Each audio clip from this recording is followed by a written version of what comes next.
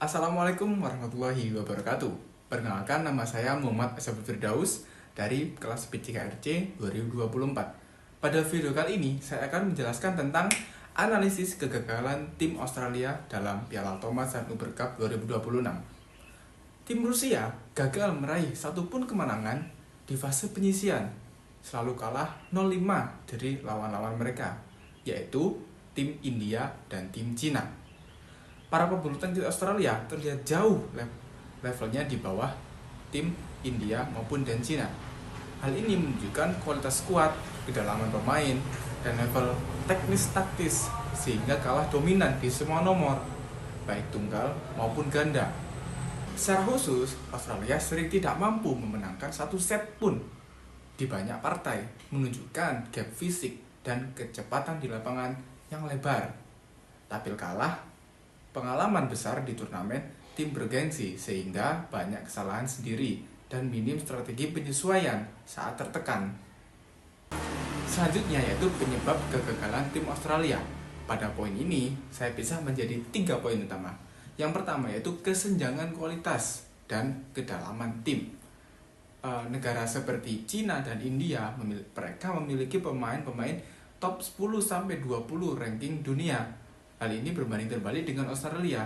Mereka hanya memiliki sedikit pemain yang levelnya berada di peringkat 10-20 dunia. Selanjutnya, yaitu kurangnya pengalaman dan kompetisi level tinggi. Para pebulu tangkis Australia sangat jarang bertemu dengan pemain top 10-20 dunia dalam turnamen reguler.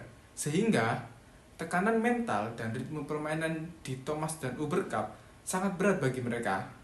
Pola permainan yang cenderung masih dasar membuat tim Australia kewalahan dan strateginya tidak dapat mengimbangi tim lawan. Nomor 3 yaitu kurangnya sistem pembinaan dan dukungan infrastruktur.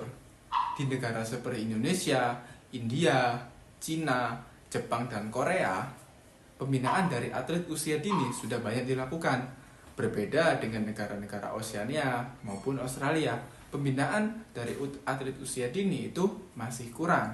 Akibatnya, program jangka panjang seperti latihan intensif, pelatih spesialis, dan pemusatan nasional dan pengembangan pemain muda tidak sekuat tim yang sering juara.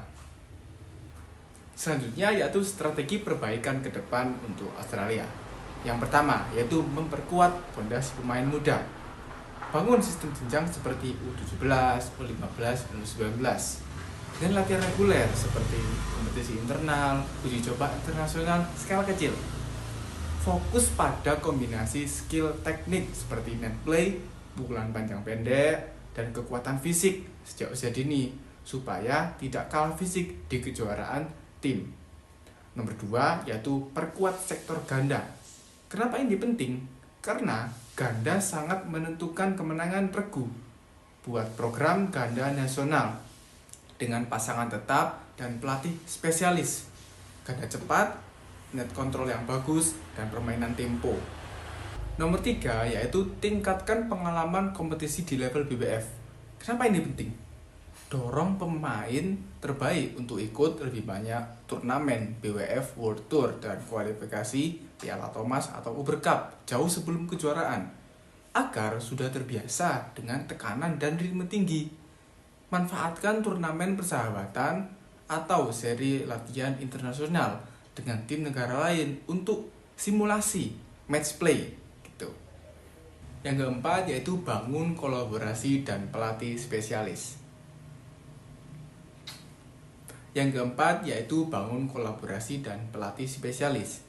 Rekrut atau adakan kerjasama dengan pelatih internasional dari Indonesia, dari Cina, Jepang, dan Korea. Hal ini dilakukan untuk mentransfer pengetahuan, taktik maupun fisik. Rancang program jangka panjang 3-4 tahun ke depan. Hal ini digunakan untuk menyiapkan untuk turnamen selanjutnya.